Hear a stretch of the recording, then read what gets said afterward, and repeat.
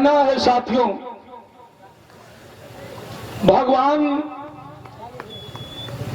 आज के दिन लंका पर विजय प्राप्त किए और विजय प्राप्त करने के बाद भगवान लौट करके अयोध्या में आते हैं। आज जब अयोध्या में मिलन तो अयोध्या वासी सब खुशी मनावत बा। 4 लाइन भूमिका है।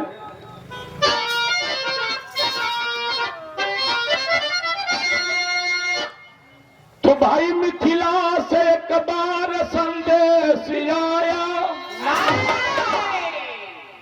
सादर श्री राम पधारे यहाँ पर। सब लोग कहने लगे शीघ्र जाए,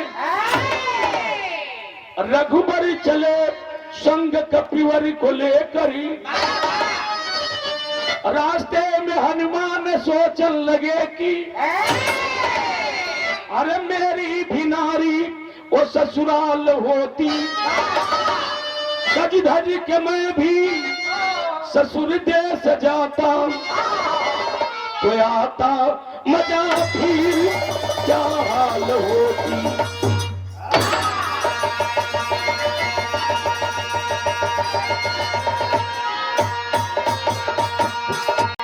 आज अयोध्या का लोग खुशी मनावता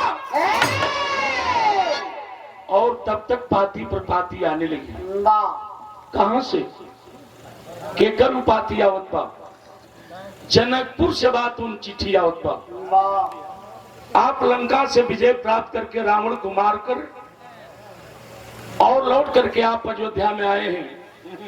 एक बार प्रभु आपके चरण अगर फिर अयोध्या में पड़ जाए तो अयोध्या वासी बात उन तनी देख लेते, भगवान का दर्शन हो जाता। भगवान सोचने लगे कि आखिर कैसे जाए, अकेले गई भी ठीक ना बा। सीता जी को बुलाते हैं और बुलाकर समझाते हैं, सीता तुम सर धज के तैयार हो जा, कम से कम तुहार बात तो नैहर हो जाई और हमार बात उन ससुराल हो जाई। दोनों प्राणी सच के तैयार भइलन और तबले हनुमान जी बानत उन गदा ले आगे लगे। हनुमान जी के नजर भगवान पर पड़ल। देखते हैं प्रभु बड़ा तैयारी में हुए, हाथ जोड़ के कहना प्रभु कहाँ के तैयारी बा? भगवान कहना कि ये बात के हम जानत नहीं आकि हमार सीता जानत है। हनुमान जी कहना कि अरे वाह, लंका में लोहा गाहे करे तो मैं हम गहले और कौन ऐसे बात बा? सिर्फ रहुआ जानत नहीं कि एगो सीता जानत नहीं। हनुमान जी सीता जी के पास गए और जब समय सीता के पास गए उस समय सीता अपन बात उन सोरहो श्रृंगार सजावत थी। दर्पण के सामने, शीशा के सामने सीता सिंदूर उठा करके मांग में सजा रही थी। हनुमान जी जाके प्रणाम किलन सीता माता के और हनुमान जी के नजर ऊपर पड़ल। जब सिंदूर मांग में लगोले है, हनुमान जी कलम आते सब कुछ ठीक बा, लेकिन ये मांग में लाल टेस्ट काहे लगाओ थो? सीता मुस्कुराने लगी, कहती है हनुमंत आप नहीं जानते, इसको लगाने से मेरे प्रभु मेरे भगवान हमको बहुत ज्यादा मानते हैं। सोच हनुमान जी की इतनी सा लाल टेस्ट लगावत इतना मानत हुआ, गलती हमारे बा। हनुमान जी गदा ले ले बैग गियर भइलन आ जाके वो सिंदूर वाली गोदाम में हिल गिलन, हिल के बोरा के उठा के सिंदूर आ कपार के ऊपर ले जाके मुंह खोलन। आ जब मुंह छोड़लन हो तो मैं कपारे पर गिरल, मैं देह हिलाले लाल दौड़ल गदा ले किलन। हनुमान जी कहलन प्रभु अब कोनो कमी ना न हो। भगवान कहल कि ना कोनो कमी ना हो, इतना तू पोत ले लेबा डेंटिंग पेंटिंग में हो गई बड़ो। भगवान आशीर्वाद देते हैं, जाओ भक्त हनुमान आज से बात तुम तो हर लोग पूजा करी। वही मंगलवार के बाद तुम लोग उपवास रखेलन और हनुमान जी के भी कौरू तेल आऊ सिंदूर लगेला। कलन जाओ भक्त कल कि ना कहाँ के तैयारी वही बताओ। हनुमान जी से राम कल देखा ससुराल के मैटर बा ये बात के हम जाने तनी कि सीता जाने तड़ी। हनुमान जी कल की तब हम चलो राम कल की तू कभी बिगाड़ देबो कल कि ना हम भक्त ही आपके हम चलो आपके बिना हम जी ना पाए। आगे राम पीछे सीता उनके पीछे बात हनुमान जी लेकिन बानर जात मनवे में सोचत न करे भाई देखा हो है मेहरारू पोले बना तो दुलकुल जात हो। हनुमान सोचा लगा क्या बा अगर हमरो ससुराल रही हमरो मेहरारू रही हमहू पहिर वही के ससुरारी जैती का मजा आई। उनके दिल के बात भगवान जान गए सोचलन छोड़ल ठीक ना हो समझौलन देखा बात बिगड़े ना ससुराल के मैटर हो न तो हमार शिकायत हुई। हनुमान जी कहलन प्रभु हमारा रहते हुए केवनो शिकायत के मौका ना मिली चलन हो तो बिरहा के शैली में बतावे के पड़े कैसे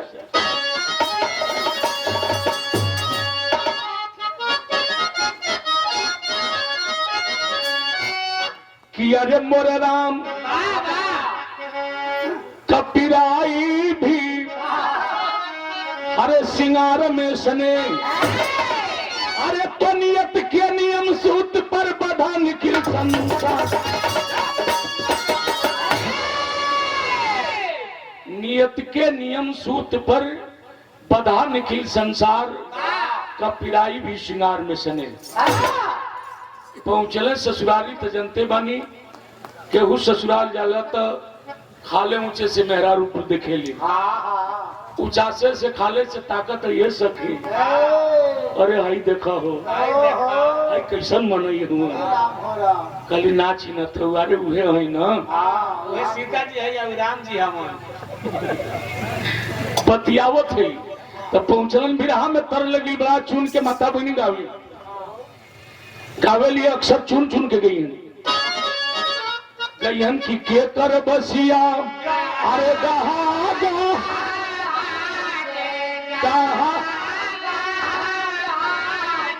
अरे केवन दुलरू पिया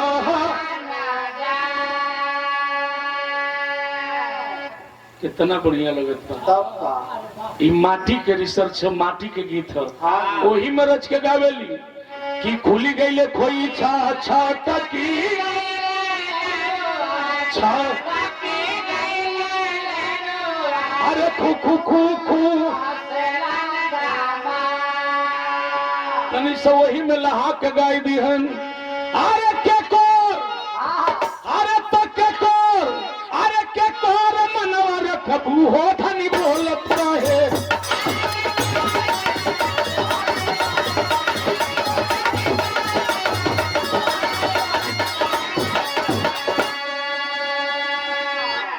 चुन के गावेली लेकिन हमरे बाला मास्टर गौले रहलन गौले रहलन अरे तपलमा अरे पलमा हमार मोटर कार लेकर आयो रे कार लेकर आयो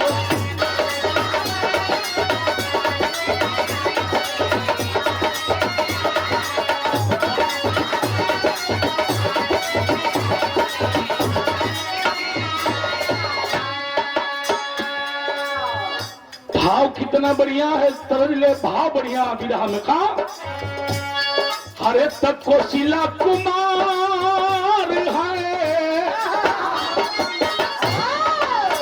कोशिला कुमार ससुराल करके आयो रे ससुराल सज के आयो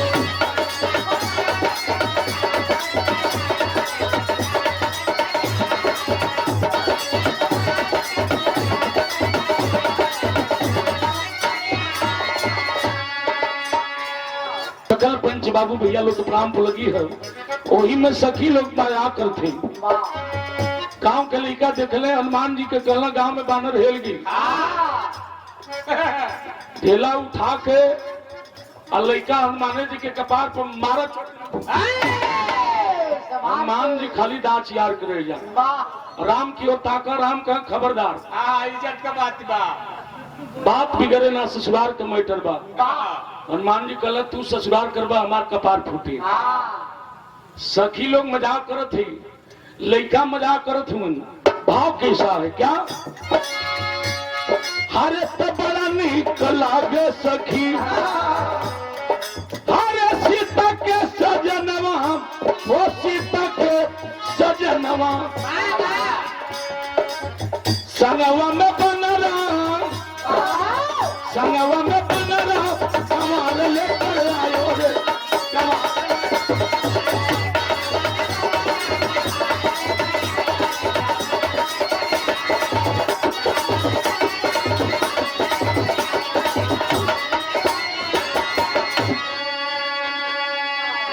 राम समझावे हनुमान जी के कि देखा बात बिगड़े न। हाँ लड़का ढेलाबाजी केलन, सखी लोग सोचली पहुना इलन ठीक इलन, सीता इली भाई ठीक हुई भैल, इहो पहले तन ठीक ठाक रहली, आ जब से वन में गईली है तब कौन खा के मोटा गई? भाई वन में फले फूल मिले के बाद, हाँ तब का भैया कंद मूल सब कुछ मिलता है, तो वह कुल खा के सीता ऐसन हो गई। सखी लोग बतियावत थी, हनुमान जी पर नजर पड़ल, सखी लोग जाके धीरे से कपार सुगरावत थी। हनुमानो जी के तनी धीरे धीरे आनंद आवे लगल। राम की ओर ताकत, राम सोचे मनव में कोनो के बिकोटा न तो कमे गड़बड़ा जाए। सखी लोग देखली बानर ठीके ठाक हो, एगो इन्ने कान पकड़लस, एगो इन्ने पकड़लस, आ धीरे से जब बैठे लगली, आ जब बैठत रही तो दांत यारत राम की ओर ताकत, राम कहल बस उतने पर पटाई रहे। हाँ इज्जत का बात बा भाई, पटाई रहे इज्जत के बात, बात बिगड़े न चाहिए। कहना गजब तमाशा बा। राम की ओर हनुमान ताकत तले, सखी लोग के नजर हनुमान जी के बड़की पोंछ पर पड़ल। सोचे लगली कि अरे वाह, यही पोछिया से लंका जरा के चले गए। बाहरे हनुमान जी पकड़ ली है पोछ, 5-7 जाने मिल के अब पकड़ के जौने झीटी मर ली है। हनुमान जी चट दिन वही जब बकैया हो गई। राम की ओर ताकत, राम कहला कि बस उतने पर पटाई रहा, बात बिगड़े के ना चाहिए। हनुमान जी कहला कि तब बनौते में दे दिन तो ढेर बिगाड़ दिल्ली से। वही पर टंगाई लोन कहला सरकार अगर आदेश मिले, ससुराल तो हर बार, लेकिन हम साथ में आपके भक्त ही, अगर आदेश मिले तो हल्का फुल्का मजाक कर लेती। राम कहला कि तू मजाक ना करबो, लाठी चार्ज करवा देबा। मजाके करे के तो तनी हल्के फुल्के में। अब तनी सा हनुमान जी आदेश पौलन, सखी लोग पोंछ पकड़ ली है, धीरे धीरे अपन पोंछ बढ़ावे लगल। अब बढ़ावत बढ़ावत बढ़ावत बढ़ावत घोड़िया के लेके सुषमा जी जानते हो, जब आगवा तोरा नियर सखी कनवा पकड़ के उठले लिया के पूछिया आ टीप के लहंगा के बाद उन्हें एंटीना लेकर जब खड़ा कर लिया, राम का अरे कौन मजाक के दादा, लाठी चार्ज करो। अभी राम मने करत हूं तो ले एंटीना लेकर पहुंच टाइट के लिए लगल, हिलावे लगली झकझोर के बाद चली आई देखे बनरा के हो, सब ऊपरी मजाक करते तरी मजाक करते। तो बदमाश लागता। अब तबले भोजन के तैयारी हो गई। जब भोजन के तैयारी भइल तो राम कहलन देखा अब ले बहरे के माइटर रहल, अब भीतरी के माइटर, अब बात बिगड़े के ना चाहिए। बिरहा में तरल लगे, कौन तरल बा माइटर?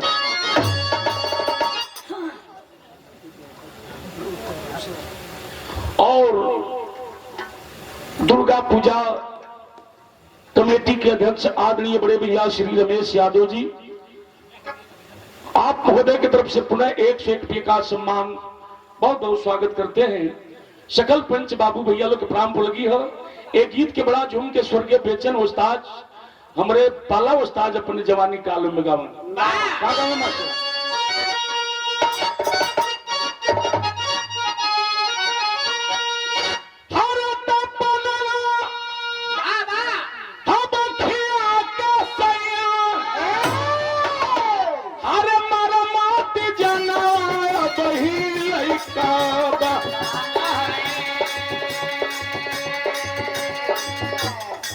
आजो बात तुम तुरंत की दूर निकल गया।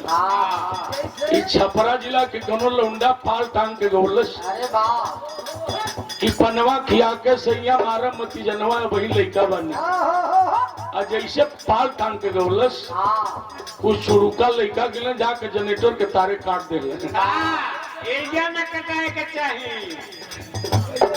लेके भाग गिलन सोके तार जोराइल जब लाए जनरेटर फिर चालू भइल जोराइल आजोर भइल त लौंडा हइये न मंच पर लौंडा गाय दोनों दूसरका लौंडा के बुलावल गेल तो हुआ के अपन विपद या हाथ बा ऊ का गौले रहे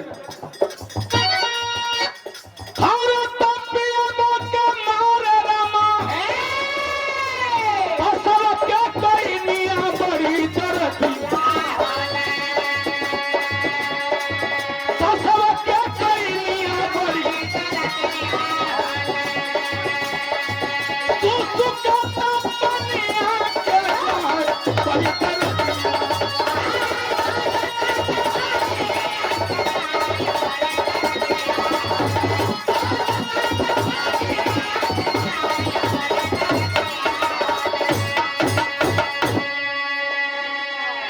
भगवान राम समझौले हनुमान जी के कि देखा अंदर के बात पर जैसे हम बैठे वैसे तू बैठिया आगे भोजन आई तो जैसे हम शुरुआत कर वैसे तू शुरुआत करिए देखा देखी काम बिगड़े के ना चाहिए नहीं तो हमारी इज्जत चल जाएगी कल प्रभु जवन आदेश हुई तेवने करब नतीजा निकल भैल का बाबू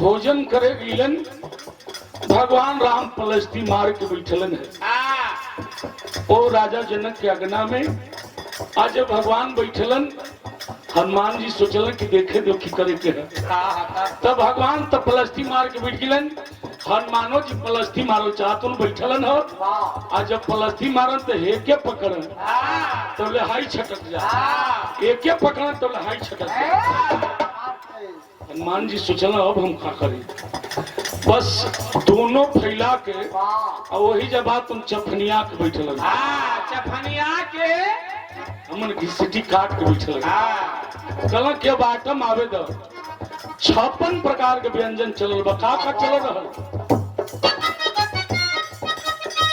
हरे पूरी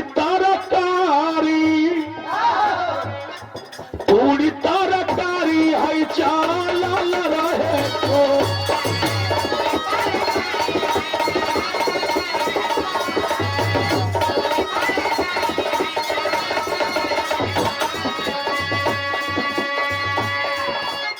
पूरी तरकारी सोवा कोवा कटहल के कोवा भी चल रहा भगवान राम पूरी सब्जी उठौलन खाए लग रहे हनुमान जी सोचल कि आइटम ज्यादा बा क्यों ना उनसे शुरू करें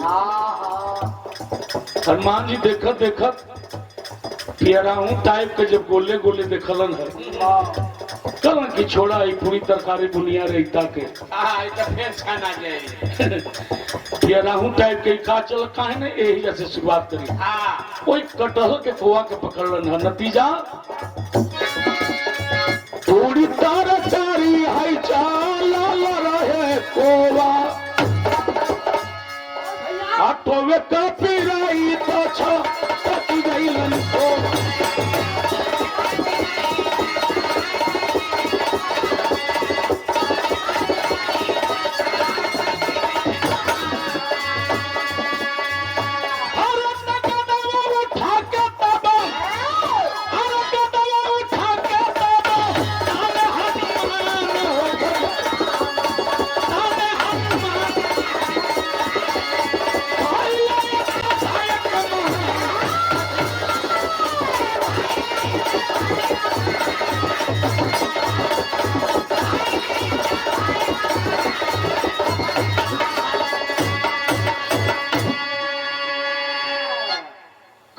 के कोवा हनुमान जी पकड़लन है। आज जब पकड़लन तो वो छटक के थाली से भुइया चल गए। वाह राम की ओर ताकत राम कहलन गजब कैले नहीं। यही जान के समझौली बात नहीं मल्लन। आखिर हुन बानर के जात अजौल बिगड़िहन ना तौल मनिहन ना। हनुमान जी सोचलन कि प्रभु के सम्मान के बात बा। चारों ओर तकलन के देखत त नाई बा, कोनो देखत त नाई बा। आ चारों ओर ताक के सोचलन धीरे से पकड़ के थाली में रख ले। आ जैसे पकड़त हुन वो कटहल के कोवा छटक के और आगे बढ़ गए। राम की ओर ताकत ना राम कहलन कि तू कबड्डी खेलबा हम बुझत है। हनुमान जी सोचले ऐसे नहीं फरियाई, एक आली छलांग लगाई आप पकड़ के लिया के दरे पर बैठ जाई। छलांग लगा के फिर वो कटहल के कोवा पकड़त हुए वो जनक के अगना में छटक के और आगे बढ़ गए। अरे बाप रे बाप! रोमते हनुमान जी खड़े हुए, बगल में गदा बा उठौलन और गदा उठा के तमतमा के तलन मारी के अली पताल लोक में हिल जाए। भगवान राम खड़े हो गए, कहना बस भक्त हनुमान बात बिगड़े के ना चाहिए। हनुमान जी कहना कि प्रभु अबले तो बनौते ही इतनी खाली बिगाड़ ले तो अब खाली बिगाड़े तो बड़ा बनौली। कहना कि ना अगर तुहार गदा गिरत बा तो कटहल के कोवा पताल लोक में जीवे करी, संगे संगे पूरा जनकपुर बात हम पताल लोक में चल जाए। तो ये बताओ हम ससुराल करे आए कि पताल लोक में जाए बदे आए? चला जब हो जा घूम ल जाए खाली। कहले एगो तो 14 बरिस पर घर वापसी भइल आ घर वापसी से बात हम ससुराल भइल आ ससुरालियों में फिर तू ऐसने काम करबा ना, ऐसन मत करा। अगर मारे के बा त गदा कज को के तिरछा को के मारो, कहीं दूर जाके गिरे। गिरा सुनने वाले मेरे बाबूजी गौर करेंगे। कैलन का हनुमान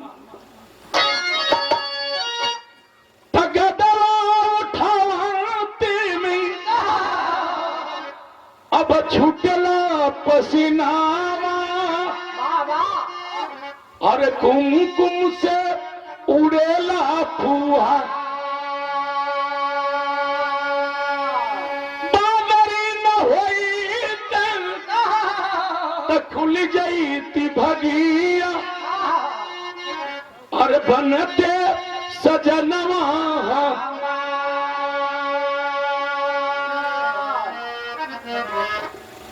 आखिर हनुमान जी गदा उठौलन आ जब तलन हो जनकपुर के 3 गो सखी कोई कोना से देखत रही, कली की वाह क्या बहादुर बंदर है। लेकिन जौना समय गदवा उठौलन आ गदवा उठा के जब भजलन हो, प्रमाण मिलता है मित्रों कि शरीर में उनका कुमकुम यानी सिंदूर लगल हो। वो हवा द्वारा उड़ के जाके वो तीनों सखी के मांग में पड़ गए। भगवान मुस्कुराने लगे, वाह हनुमान जी के तो काम बन गए। भगवान कहलन कि जाएगा हनुमान जी तुहार काम बन गई, तुहार बियाह हो गए। हनुमान जी कहलन कि बियाह हो गए, दुल्हा के पते न बियाहे हो जाए। कहलन कि एगो से ना 3 गो से। कहलन कि ये सरकार जिंदगी भर बाद तो हम बाल ब्रह्मचारी रही, आई बुढ़ौती में हमारे देह के गजन करईबा। कहलन कि ना तुहार काम बन गए। लेकिन उस सखी मनवा में सोचे कि वाह क्या बहादुर बंदर है। अगर ये बंदर मनुष्य होता, मर्द होता, एकरा से बियाह हो जाए। का मोटे मोटे लड़का होतन सा।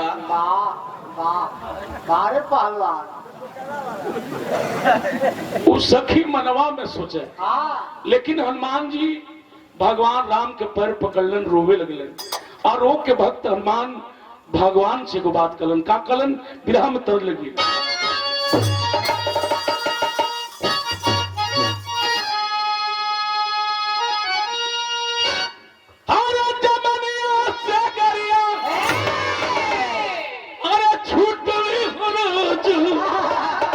झुलनिया के गुजरा तू कल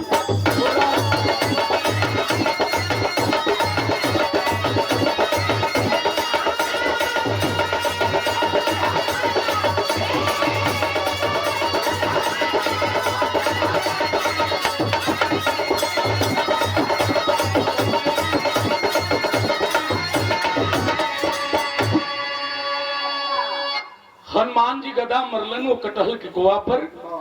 वो कटहल के कोवा छटक के जनक के अगना से कहां जाके गिरल, आगे बिरहा में प्रमाण मिली। लेकिन भगवान से रो के हनुमान भक्त एगो बात कहलन। का कहलन? अरे तो सखियन के जिंदगी न बिसक के फुहरवा, अरे लहरवाई में राजा बोला जहरवा।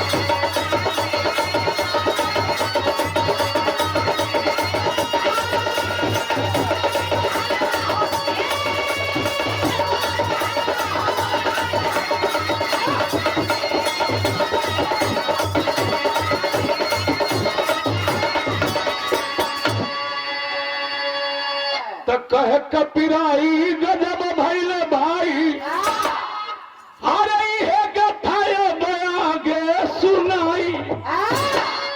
अरे तीनों के माथे जिसके फुहर वाला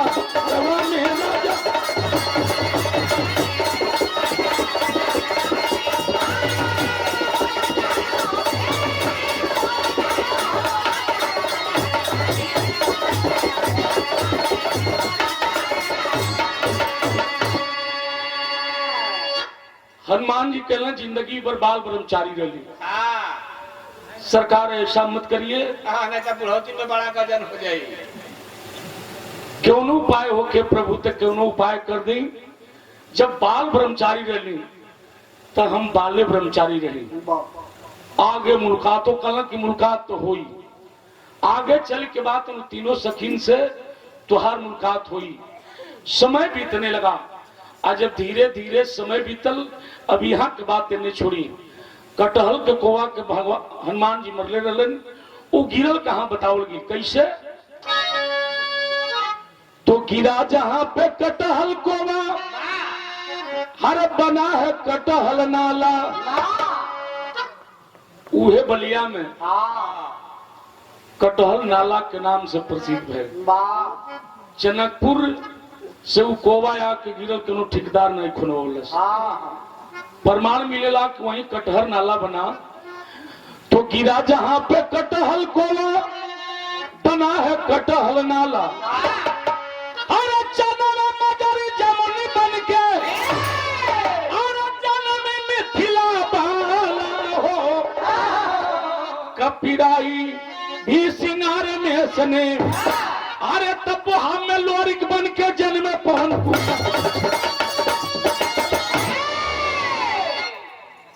उहे कटहल के कोवा आके बलिया में गिरल, जबकि बलिया और गाजीपुर एके रहल।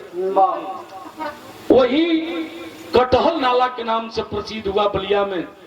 मैं नदी पश्चिम से पूर्व में बहली, और ऐसा नदी है कि उत्तर से दक्षिण में है और दक्षिण से उल्टे बहे। वही आकर के तीनों सखी जनकपुर के चनवा मजरी जमुनी बनली, और वही हनुमान जी आकर के पीर लोरिक भैलन है। बच्चे राम और सीता ई का बनल लोग बिरहा में क्लेम तरज लगे। कौन तरज है?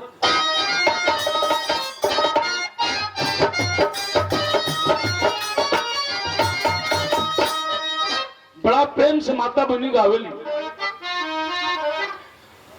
हर माई कहेली बेटी नियर पिया भैया कहलन बड़ी दूरा।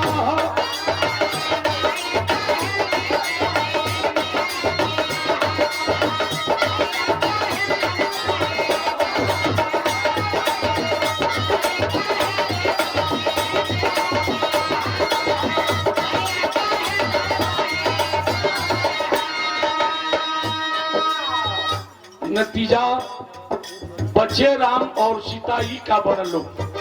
तनी गौर करो।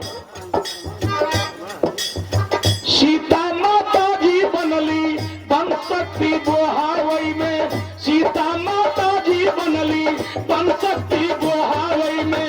लोरी के भैली पूजा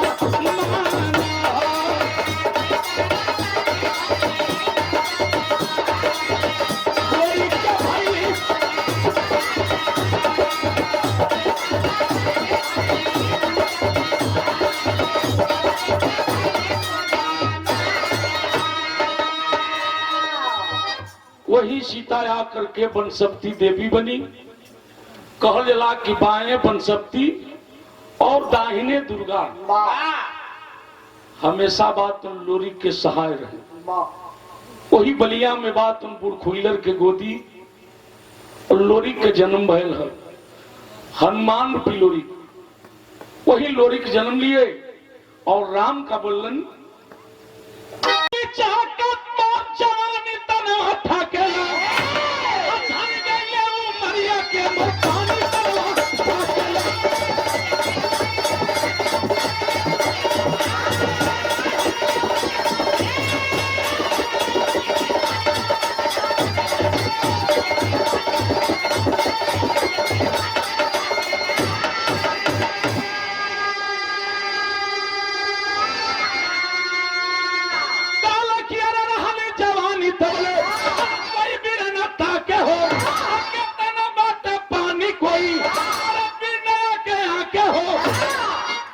जवानी रहल के मरद ताकला।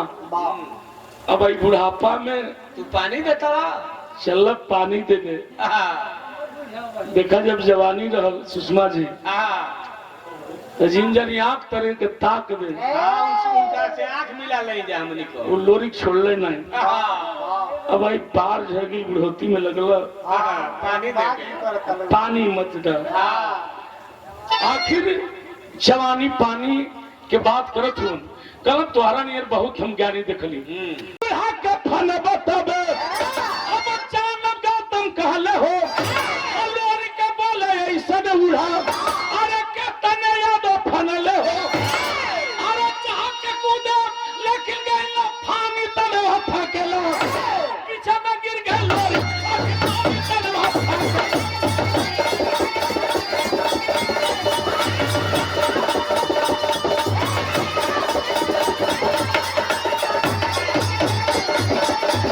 कहलन जो ने उड़ा के कहत वो फाने बदे लड़कैया में कितने ऐसा उड़ा फान के बाद लोरी छोड़ देला। अब बुढ़ापा में कहत वो नाम बतला फानत है चहक के बाद तो लोरी उड़ा फलन हो। लेकिन फलन तो फान नहीं गई। जा कोई पीछे में गिर गिलन। आज जब गिर गिलन तब लोरी पीछे घूम के ताकत न कहीं बुढ़वा देखत नहीं बा। आज जब पीछे घूम के तकलन तो देखत हुआ गौतम बुद्ध और राम के रूप में दिखाई देते हुए। गौतम बुद्ध और राम के रूप में दिखाई दे रहे हैं।